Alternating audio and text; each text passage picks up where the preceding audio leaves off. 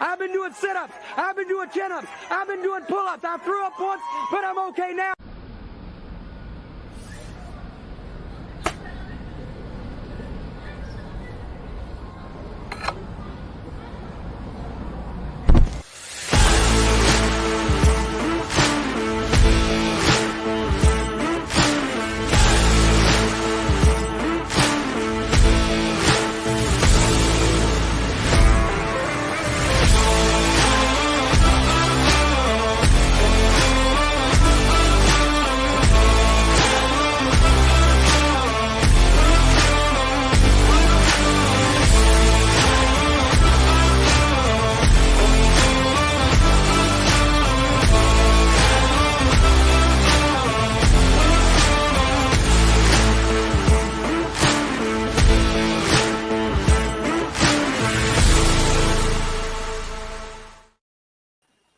What's up and welcome to a Wednesday edition of the YSN Power Hour, proudly powered by our friends at Toyota of Warren. DJ with you, and I'm so happy to be joined by all of you at this point in time, no matter what time of day it is, whether you're watching live or whether you're watching on the flip. I want to thank you for being part and making us part of your day here on your sports network. We got a lot to talk about today, a lot of it a little bit more serious of a tone because as I was reading some of the interesting stuff going into today, one thing stood out to me. One thing and one thing alone stood out to me today, and that is the state of mental health in sports. And while I really wanted to have, and I'm working toward getting a professional on in mental health capacity to help you, to help your family, your friends, your favorites, today we're going to talk about and take a real serious look at mental health in sports and why that impacts our youth, the high schoolers, the coaches, and in turn the communities. So we're going to take a long look at mental health and what it means and how exactly some of our teams locally, regionally, nationally are impacted on an everyday basis. And it's a little bit more than toughen up kid. Some of this stuff goes really deep. And obviously, as you know, for the last 3 years or so, this has been a top of the line, top of mind topic across the board in our nation is mental health. But I want to talk about the effects of mental health in sports. We're going to talk about that today. But before we do that, we need to talk about the mental health of some people just turning a year older today. One in particular, right here, to get the show started. Happy birthday!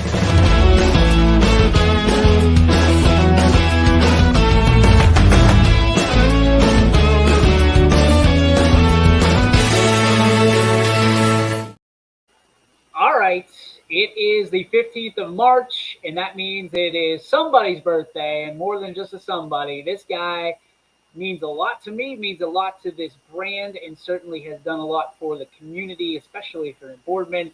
Ladies and gentlemen, the happiest of happy birthdays to our good friend, our brother, Mr. Donnie Riccatelli, who I'm not even going to tell you how old he is today. He's old enough to know better, I guess is the best way to put it.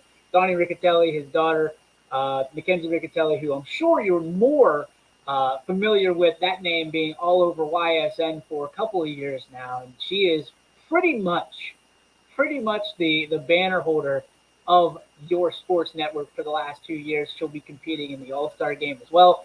And I know just how proud of a father and husband that Donnie Riccatelli is, the ultimate family man, one of my role models in this world. And I want to wish him a happy birthday to DR, the Don father, Donnie Riccatelli. Happy birthday, brother. Hope it is the best one yet. All right, switching gears, it's mental health time. So we've had Insight Clinical Counseling on. Jessica Oates, one of my favorite people in this world. Have known Jess for a long. I'm the only one allowed to call her Jess. One of the few, I should say, that's allowed to call her Jess. By the way, she has been unbelievable through this entire scenario, building her business through her passion, much like we've done here at YSN. But she's helped so many people out with all of this and compartmentalizing and capturing their mental health and getting a clear picture of really what it means And I'm hoping to get her booked for a sit down and kind of open book as to why mental health is so important, not only in sports, but to your children, uh, you know, the people that you're watching on a regular day basis, and what you can look for. So until we have that, you got to deal with me. And I want to make this completely clear. I'm in no way a doctor, a professional in mental health, but I'm just pointing at my observations and some of the things that I've been reading, um, especially today. So, what kind of brought this around? Now, we've done instances on mental health before, especially during COVID. One of the things that caught my eye today, and if you're a Penguins fan, you might know this, but there is a minor leaguer, and he's been up and down the Penguins roster, uh, that 3 months ago said bye bye, said it was just too much for him. And there was a kind of stigma around that. And I think there is a stigma around people that claim that they need to step away for their mental health. And that stigma basically is that they're not mentally tough or they're not tough enough. And I can tell you without a shadow of a doubt that that stigma is that's all it is. It's people, and this is coming from a guy who, admittedly, I've been there before, where I've been told that you got to be mentally tough. You know, you can't cry, you can't do this, you can't do that. You know, or you're a baby, or you're whatever that may be. You're not tough enough. Mentally tough, I think, to me looks different on every single level to every single different person and situation. For me, having strong mental health doesn't mean that I don't break down. For me, mentally tough and having good mental health, and I think there's a difference there. Being mentally strong means that you're able to identify where you're weak and to strengthen it through the same way that you would if you were weak with your legs or your arms through reps of different exercises. And we've got some great people, and especially with what's happening in East Palestine, there's some people that are having some issues with mental health and coming to grips with this is what I thought my life would look like, and this is what it looks like. So when you're looking at, and I'm going to cite betterup.com, which was a great resource for me here today in talking about this topic.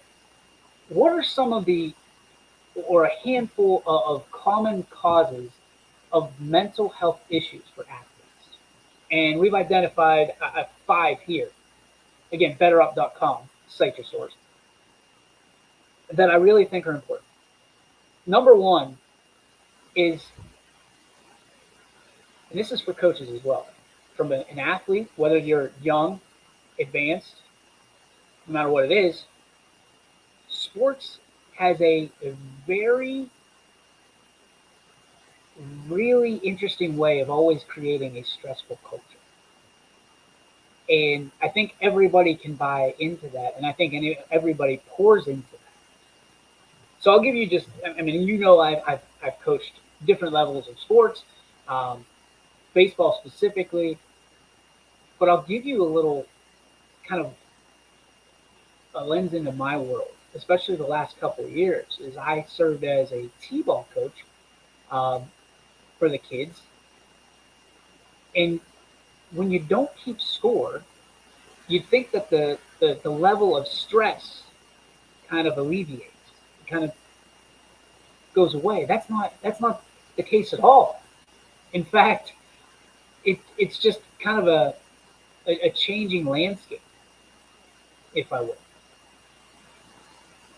The stressful culture of sports starts before you're even in T-ball. It's an expectation, and I think everybody has a different expectation for what sports looks like at every single level.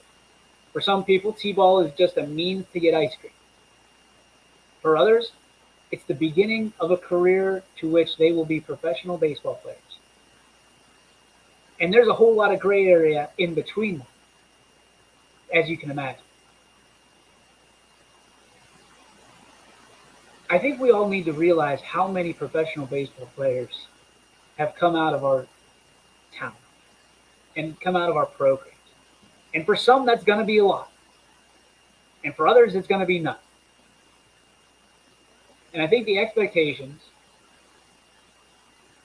that we put on ourselves, we put on our coaches, our communities, and our athletes, no matter which way and which level they're on, creates that stressful culture.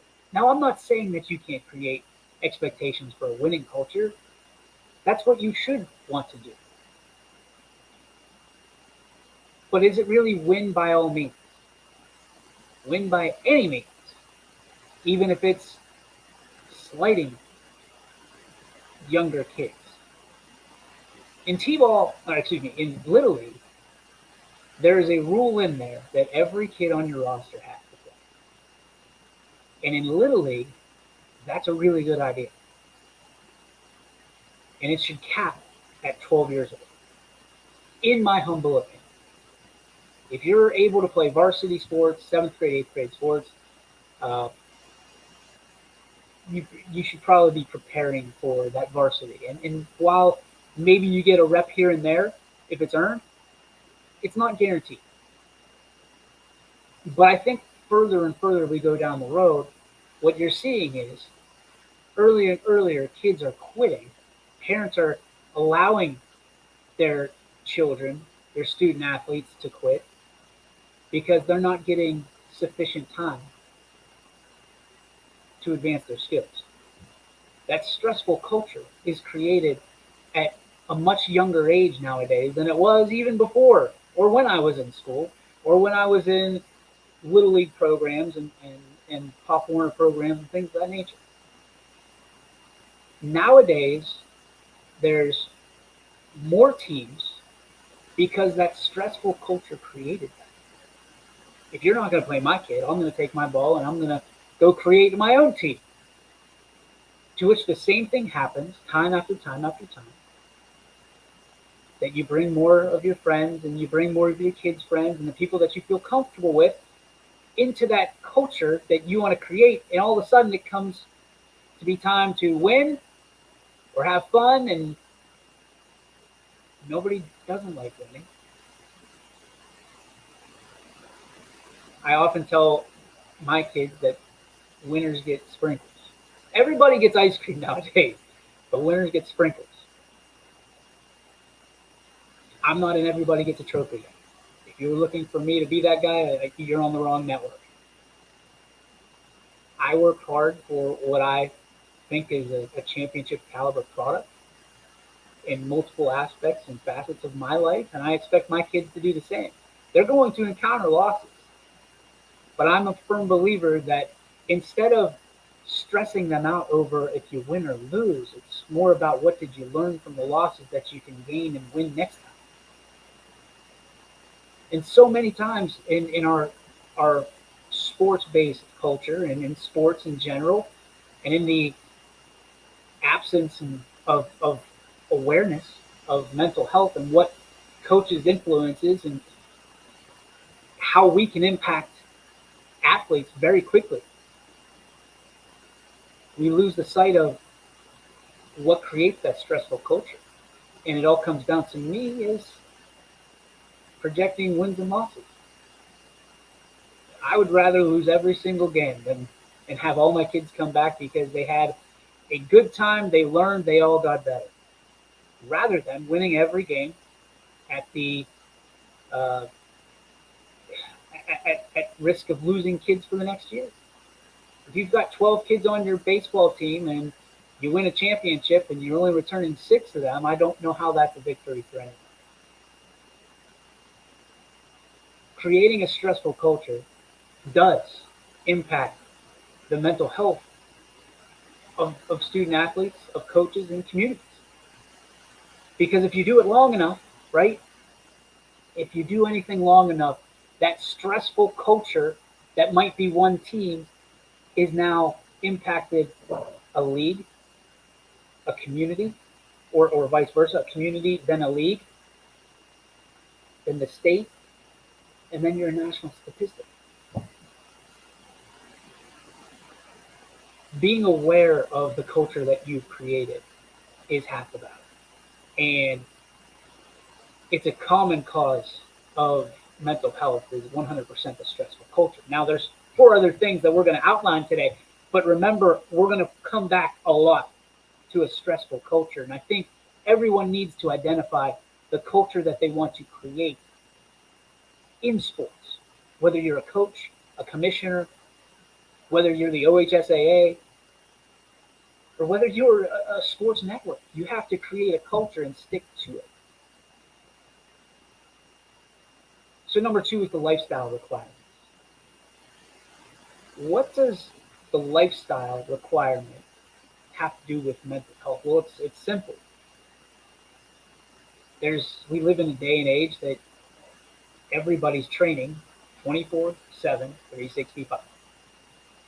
Because everybody's bigger, everybody's faster, and everybody's stronger than they used to be. When your lifestyle requirements take away from some of the things that ease your mind, right? So it used to be, hey, let's go as a team unity thing to wingman. We did Quaker Steak and Loot. It was all you can eat on Tuesdays, or we would gather around in our houses and we'd have wings as far as the eye could see, and we'd sit and we'd just kind of be together. Now you have people that can't do that because they can't put wings into their body because it's considered junk food, or they can't do French fries, or they can't do anything because I've got to train for basketball during baseball season, football during basketball season, baseball during football season. It's the lifestyle requirements that we are making, and I'm going to use that word emphatically, making our kids and our student athletes participate in is crazy. We as adults sit there, and sometimes I'm lucky to get to 9 o'clock and think that, man, I wish I had the energy that I had when I was umpteen years old. I am exhausted. And I'm not alone. I know that you're out there and you're exhausted from being a coach or being a player or being a parent. It's mentally draining. It's mentally exhausting. But I understand that my lifestyle requires that I'm still able to put thoughts together well past the 10 o'clock hour.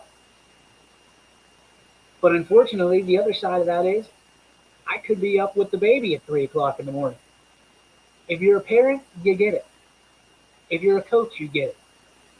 Because what I want to make sure that we understand from a mental health standpoint is if you're a parent and you've never been a coach, these coaches, no matter what level, are losing sleep over your son or daughter.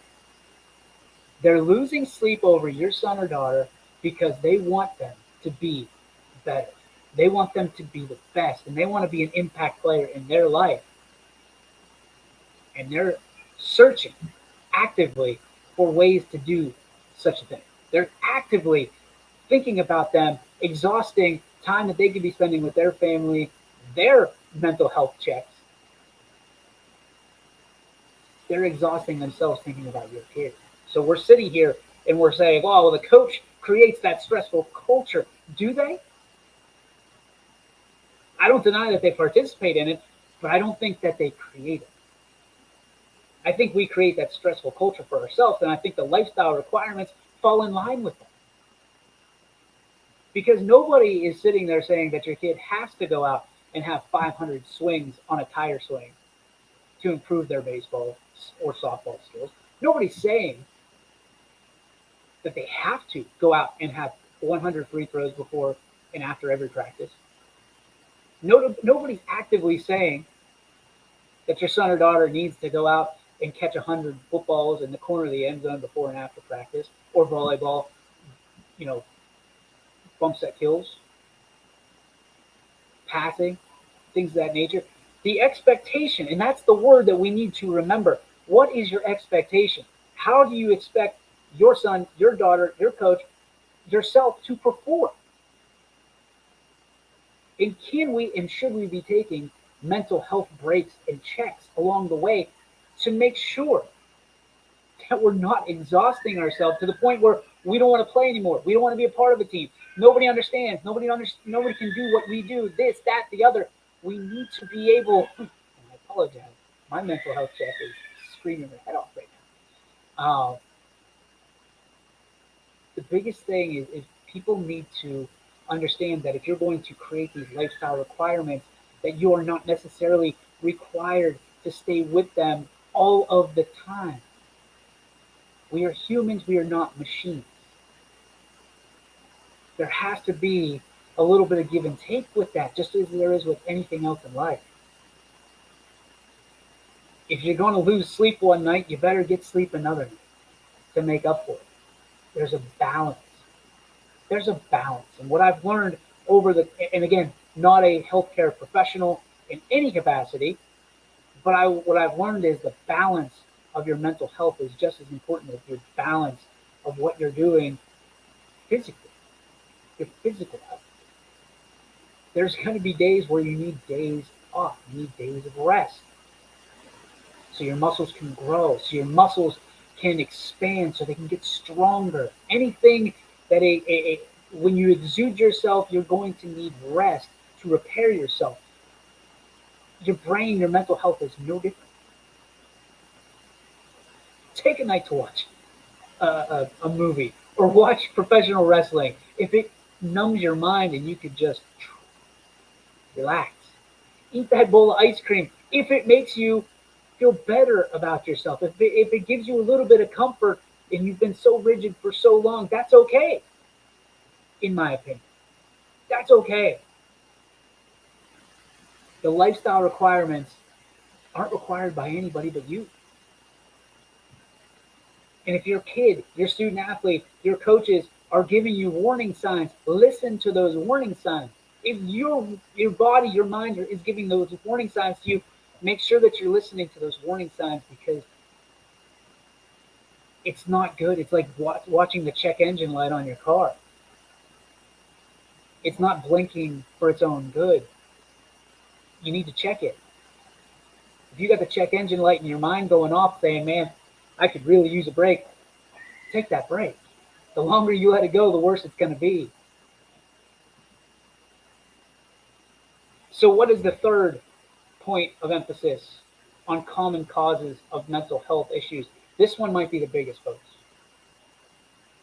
This one might be the biggest for me. The competitive environment. The competitive environment. And this is where we have to be very, very, very careful. Tread lightly on this one. Yours truly, speaking from experience, one of the most competitive people in a room, any given time. I will compete with you physically, mentally, spiritually, however we need to compete. That is what I'm made up of. Listen, I'm a guy who constantly had to compete for everything I had growing up. And it's just embedded in me. It's in my DNA. For the last 38 years, I've been someone, and I don't want to talk about me, but I'm just trying to relay it to you. I've been someone who competes for everything I have and for everything I don't. I compete. I'm not tall. So while everybody else is seeing over things and being able to do things from a physical perspective that I can't do it, I am vertically challenged. So I've had to get creative of how I see the world and how I can still compete with everybody else that can be eating peanuts off my head, right? I'm not the fastest. So what did I have to do? I had to get quick. If you're not fast, that's okay. But if you can be quick and make up a step or two here or there, I've had to become creative because I'm not all these other things that people are. Which is why creativity, to me, in the early stages of my 40s, is what I was told, is so imperative, because now people are slowing down and I'm still at that level. I'm still here and I'm able to quickly maneuver and get creative with things that other people now have to get creative with. If you're a quarterback and you're extremely talented for all these years, if you're a Pro Bowl level quarterback, if you're first team state, and all of a sudden your skills are starting to diminish because that's what happens in life. Some of those people that haven't had the skills or that same skill set the entire time, guess what? They're going to catch up. It's like being that 12-year-old that, hey, hits puberty really fast, and then the other ones hit it a little bit slower. So at 14, 15, 16, 17, 18, maybe even 22 years old, they're hitting their stride and yours is diminishing. Life's about balance. Balance, balance, balance. Expectations. The competitive environment. Yes, it can be a hassle on your mental health because it's a whole lot of losing. A whole lot of losing. Very rarely in life do you meet someone who hasn't lost a lot that is standing on top of the mountain. Whether it be sacrifice, whether it be the struggle. A lot of these people who have that we put so high on the altar have lost so much earlier in life. Very rarely do you find someone who's undefeated in anything but waking up every day and getting back up on that horse and riding up that mountain. Very rarely do you find someone who hasn't sacrificed a lot, if not everything, to what they have been given, right? Air quotes, given, not earned, given. That's not how it goes. That's not how it goes at all. These young men, these young women, these ladies, these grown men have sacrificed time and effort. One of the biggest stories that comes to my mind is my friend Kelly Patrick. Kelly, someone who I admired before I even knew who he was, before I met him. Kelly was winning world championships while the rest of us were partying.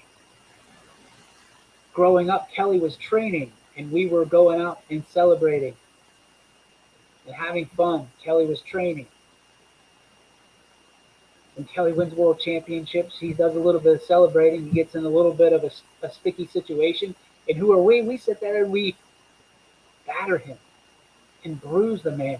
Because how can he be so dumb? How can he be so stupid, senseless, whatever the word is that one was using at that time? How can he be so ... Because he was competitive when we weren't. A boxer, an athlete, has a short window, an infinitely small window to utilize their skill set. And for some of us, it's the best thing that will ever happen to us. And for others, it's just the beginning. And for others, we wait through that window for our opportunity to walk through the door. So that's why it's so interesting to me when we talk about the mental health of student athletes and people of great success of yesteryear. We talk about them as if their obituary is already written. The competitive environment says, well, this guy can't do it.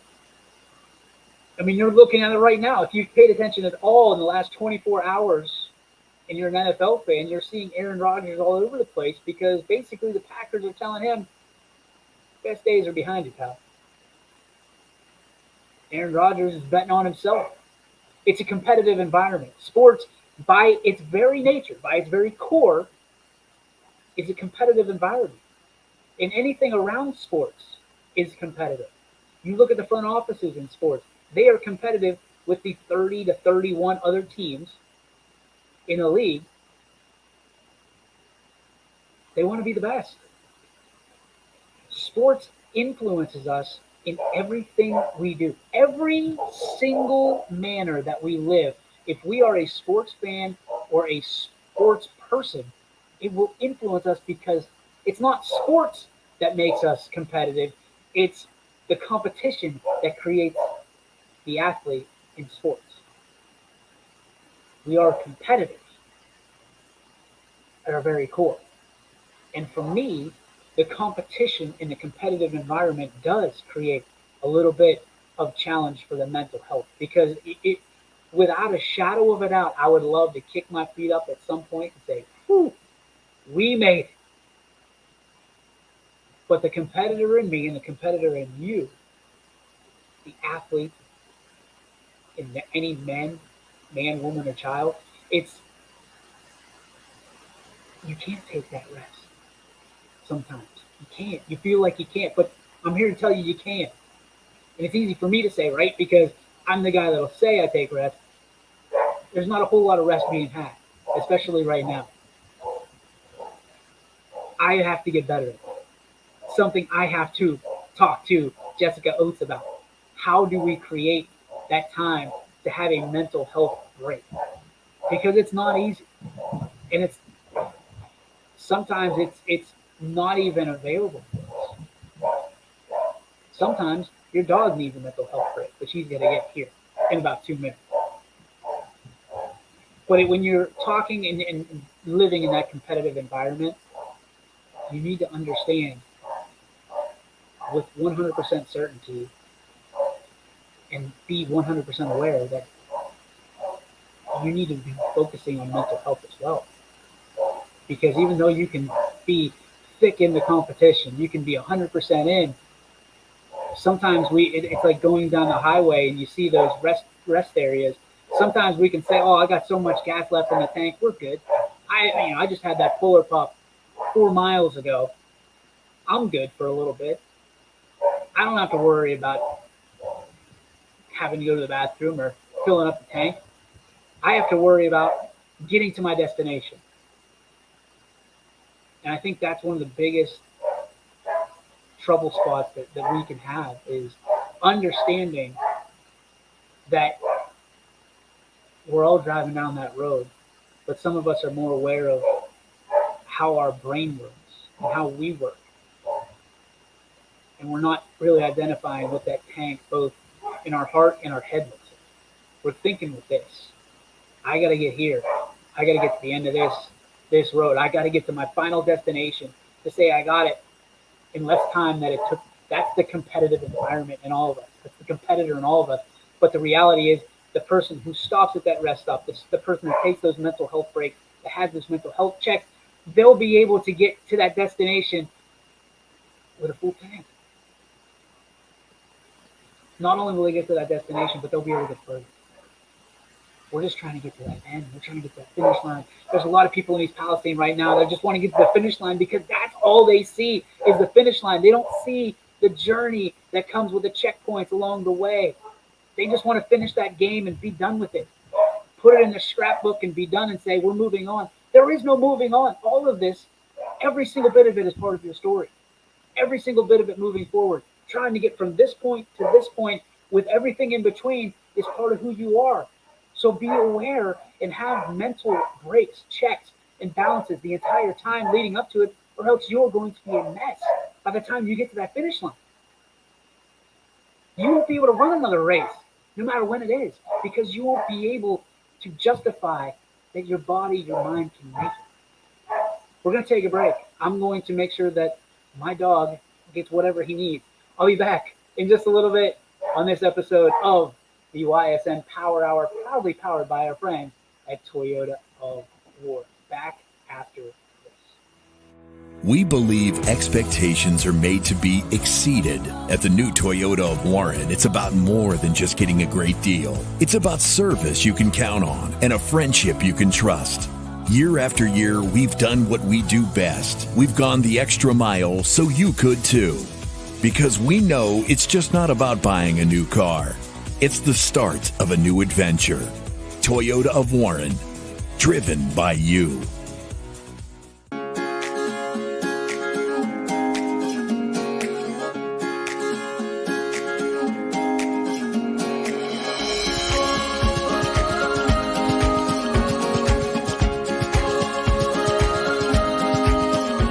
Locally owned and operated, Sheely's relaxed shopping experience means browsing and lounging is always encouraged.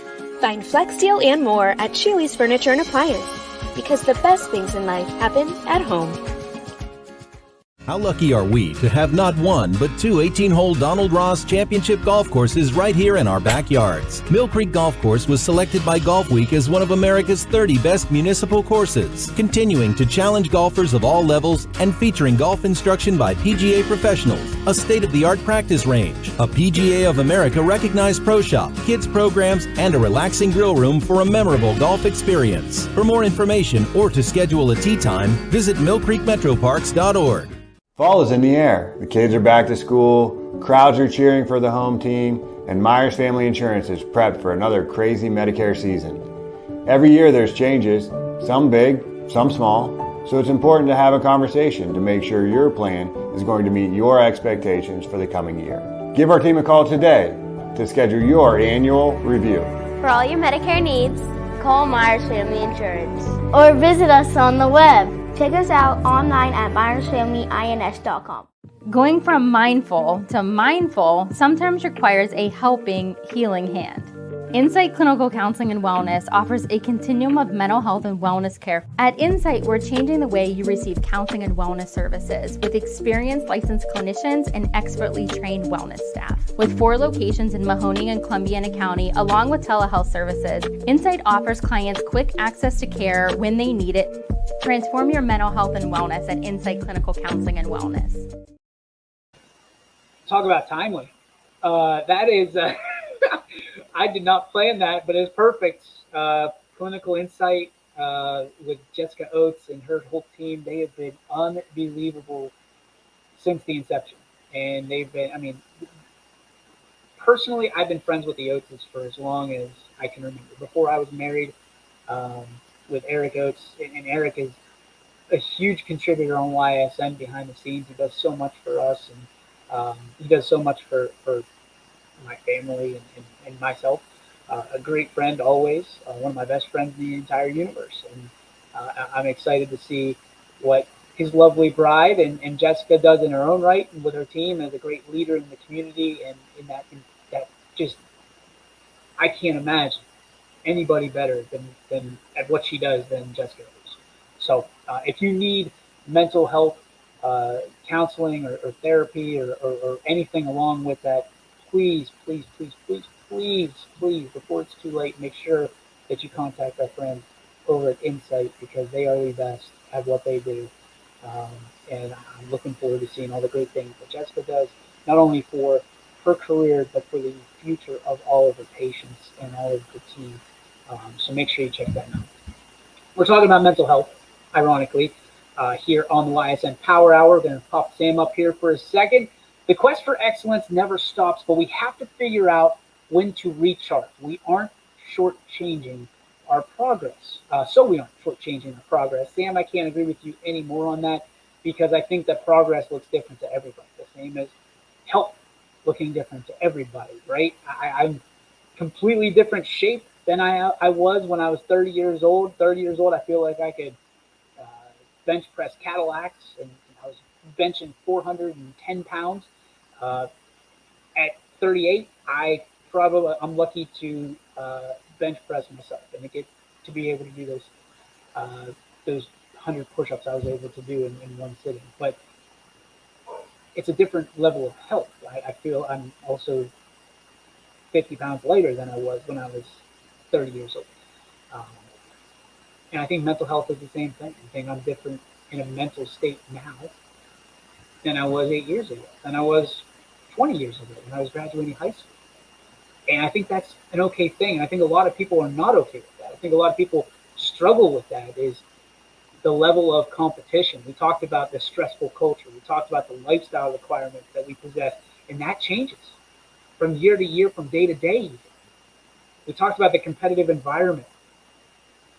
I'm in a different competitive environment than I am at 38 than I was at 18, 100%. You know, I tell the younger generation all the time, people, young men, young women that are graduating from high school, my one thing that I always tell them without flinching is that you can't buy experience. Experience is something that has to happen to you every day. And at some point in your life, You're going to be mad about the experience that you don't have, that you claim that you do.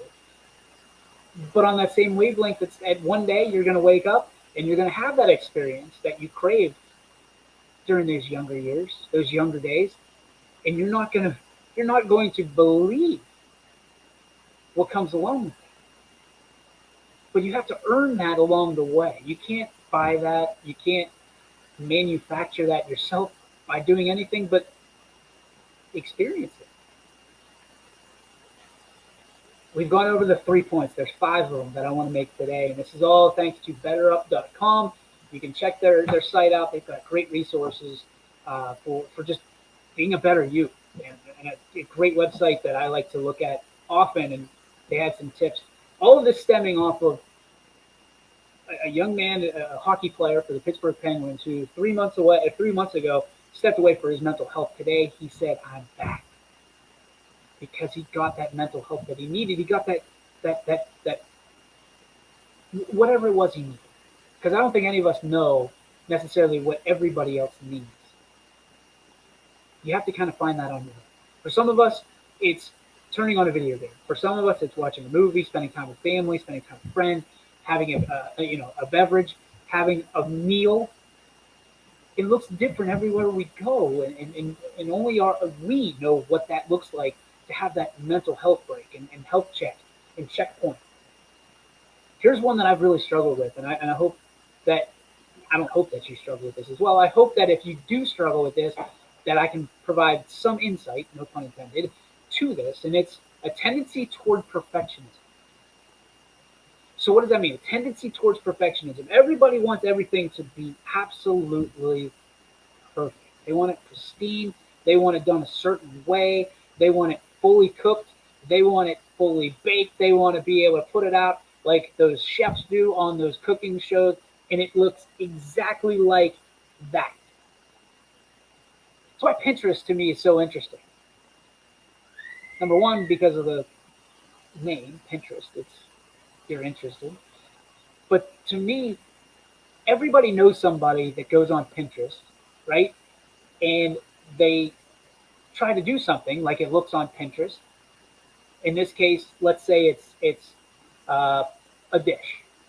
It looks this way. It looks like Gordon Ramsay made it himself, but they tell you about how easy it is, and then you go to put it in the oven or whatever it looks like in the final dish, and you're like, what in the blue hell did I just make? It looks nothing like that. You're sitting there with green beans trying to line them up and, drizzle the sauce on, all that stuff and make it look chef's kiss, good, right? Amazing. Doesn't look anything like that. And so we haven't even tasted it yet. We're worried about what it looks like. Friends, I'm here to tell you that it doesn't matter what it looks like. It matters what it tastes like. We're not always going to have that look to us. We're not always going to have that perfect looking scenario. But if it tastes good, and that's the goal of eating, right? And fills the nutrients in you and replenishes your system and gets you energy. That's the goal. It's great that it looks nice. I've seen football teams that look really, really good. These cats get off the bus and you're like, oh, mom, man alive, they are going to eat us limb from limb tonight. And they don't know how to run plays when they get on the field. I've seen delicious dishes that taste like absolute dog doo. But if you were judging on looks of it, it's a 10. It should be at a 5-star restaurant. And I've had meals that look like slop and taste like heaven. I've seen teams that have the best equipment, the best marketing, the best this and that and the other, and they don't win a game. The quest to be perfect is a lonely road. We have guys on our staff that want everything to be perfect before it's put out, but you will always find something wrong. Someone will always find something wrong. Sometimes you just got to get that push out of the nest and fly. Sometimes you just got to be that baby bird that goes, man, I don't know what this is going to happen or what's going to be whenever it turns out into the universe and the universe has a chance to eat it up and spit it out. It's not perfect, and that's okay. Guys and gals that are sitting here and trying to have perfect games, right? That's why things, when it does go perfect, there's opportunities in life for moments of perfection.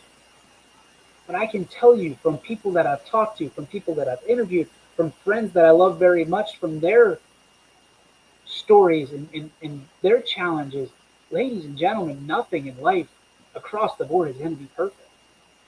As athletes, as competitors, we look to be perfect in everything we do. And I can promise you, although the pursuit of perfection is absolutely fine, the expectation of perfection is not. And if it's holding you up from doing something that you would rather be doing, then it becomes a problem. It becomes an obsession. And obsessions can be good on one hand, but can be troublesome on the other.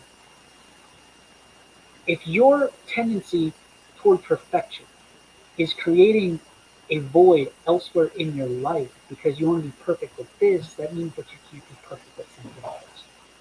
Something that perhaps is more fruitful to you later down the road. And while I wish that I could sit there and tell you that I can make a 3 or I can slam dunk, sometimes it's not in the cards. It's just not in the cards. But if I would focus so much on being a 5'4" student athlete that wanted to slam dunk, I wouldn't be able to have been able to do some of the other things in my life that are much more opportunistic at 38 than it was ever at 17. Same with coaching. If you're obsessed with being perfect, that you're so focused on one aspect of the game, you're letting everything else fall. Life is about the plates that we're spinning from one to the next, to the next, to the next. It's about how many plates can you keep spinning effectively, as opposed to having that one plate that spins forever, that you're focused on, that you're locked on. Everybody can be good at one thing, but it's the balance of many that make us who we are as human beings. They talk about work-life balance. They talk about mental, physical health balance. Everything's about balance. It's really easy to balance one thing. Not easy to balance 100 things, but welcome to life. Welcome to what we have bit off more than we can chew on many different aspects. But that's why there's people to help us. That's why there's people out there. A tendency towards perfection. It's okay to chase perfection. It's not okay to obsess on it. That's part of the mental health. But you can be perfect. You can be less than perfect on things. There's people that obsess about their grades, and that's okay. There's people that will obsess about free throws, 3-pointers, their batting average, their handicap in golf. They'll obsess about their numbers in football. They'll obsess about every other number. The tendency towards perfectionism is good. But the tendency towards understanding that nobody's perfect is great. Finally, I want to talk about the impact of social stigma. Stigma is a word that has come up in so many different groups that I've been in, especially over the last 5 weeks. And stigmas are, in fact, I'm going to pull up, just so I have a complete understanding. There it is, perfect, right there. Stigma, this is coming from the dictionary online, is a noun. It is a mark of disgrace associated with a particular circumstance, quality, or person. So that is a stigma. The stigma of having gone to prison will always be with you. Stigma. I feel like I'm in the spelling. Stigma. The impact impact of social stigma. So the impact of social disgrace associated with a particular circumstance, quality, or person. So what does that look like for mental health in regards to sports? I think part of it is when you look at the stigma attached to a student athlete, attached to an athlete. We hear the word jock thrown around. We hear the words preppy and things of that nature, cake eater. I mean, you've heard them in all these movies and even on Disney movies. There's a stigma socially of athletes that they're not necessarily accepting of other cultures. And for me, that is troublesome because we talk about racism, socialism, like all these isms, right? And we never realize that athletes are in there as well, whether it be student athletes, coaches, things of that nature. I mean, Vince McMahon, I'm a WWE guy. I have been for all my life. Vince McMahon had this expectation, right? The stigma that he was going to get the largest, most ripped physiques out in the world, and he didn't want anything to do with skinny, short, anything but these particular people. Until the 1990s, when those particular people related to. People relate to athletes.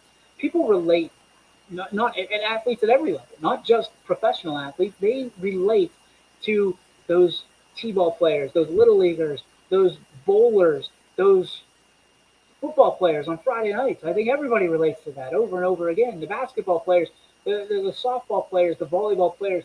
People relate to those people because they've been in those shoes. And I think that's what is very important. The impact of these social stigmas are, can I fill the shoes of what is to be a high school varsity quarterback? Can I fill the shoes as to being the varsity baseball coach? Can I fill the shoes?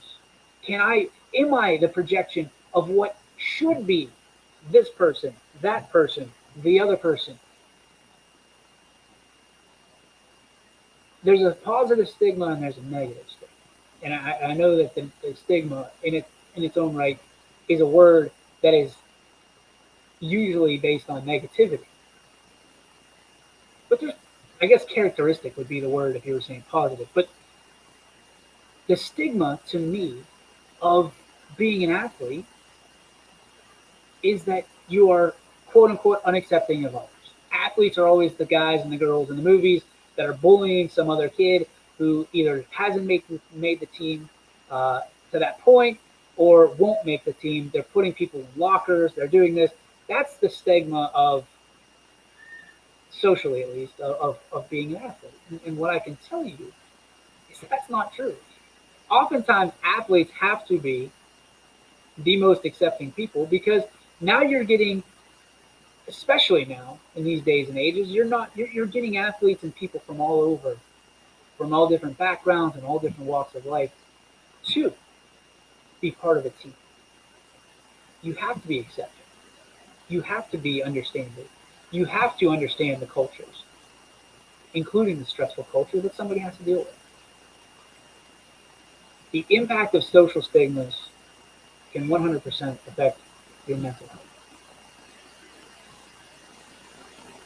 100%. Because at the end of the day, it's the expectation, right? We talk about expectations every single day. The stressful culture, the lifestyle requirements, the competitive environment, tendencies towards perfectionisms, and of course, the impact of social stigmas. I guess what I'm trying to get down to is the word expectation is something that we should expect to have to deal with every single day of our life. What are you expecting out of this situation? What are you expecting out of this person, out of this player, out of this game, out of this life? What are your expectations, and are they living up to them? Are you living up to them? And what is it causing you, whether it be friction, possibility, opportunity towards your mental health? What stigma is that creating for your mental health? What competitive environment is that creating for you to establish and continue your mental health? What perfectionism are you holding yourself accountable to for your mental health? What lifestyle requirement are you creating for your mental health? What stressful culture are you creating to help with your mental health? Ladies and gentlemen, I implore you, I beg you, if you are having problems, if you feel like you're alone, you're not. If you feel like that you're the only one going through it, you're not. Spend as much time on your physical health as you want to, but make sure you're spending that time as well on your mental health. Understanding that it's just as important to get those curls in a mental fashion as it is in a physical fashion. And why no one can see what you're going through on the inside here, we can feel it. I speak personally when I say I've lost, before mental health was a thing, I lost a close friend of mine because he felt like there was no way out. Like no one would be there because he let people down in his life. He wasn't even graduated from high school yet. He was a baby. He was one of the best young men that I'd ever encountered in my life. And I can tell you that for what we're trying to do, your mental health is imperative. It's important at every step of your path. Every step. So if you need help, go get help. If you need a hand up, ask for it. There's people out there that will help you. There's professionals that will be more than happy to make sure that you are better off tomorrow than you are today, and twice as better today than you were yesterday. That is, that's the five. That's the five that we're talking about.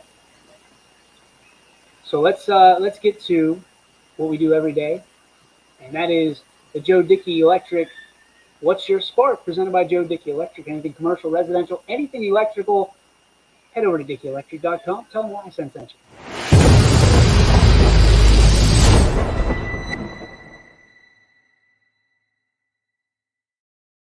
All right, so we spent a lot of time on mental health today. What is my spark today? Well, I've got to tell you, it is this weather. What happened exactly whenever we turned or sprung the clocks forward? Did we go all the way to next January? Like what happened there? This is insane that it happened like this. Little to no snow all the way through the first part of 2023. Not really any to speak of in 22 as well, until we spring that clock forward and all of a sudden, let it snow. Frosty's out in my front yard just hanging out. We are less than 2 weeks from opening day in the state of Ohio for outdoor spring sports. Mother Nature, get your crap together. That is going to do it for our show today. Special thanks to all of you for hanging out with us and talking about mental health. I know it's not an easy track to tread, but it's one that is absolutely imperative. And again, I implore you and beg you, if you need help, go get it. God bless each and every one of you. I appreciate you sticking around. We'll see you tomorrow. It's March Madness opening day. Some big news also around the area. We'll have you covered from pillar to post right here on the YSN Power Hour, 3 to 4 tomorrow on YSN. Bye. YSN thanks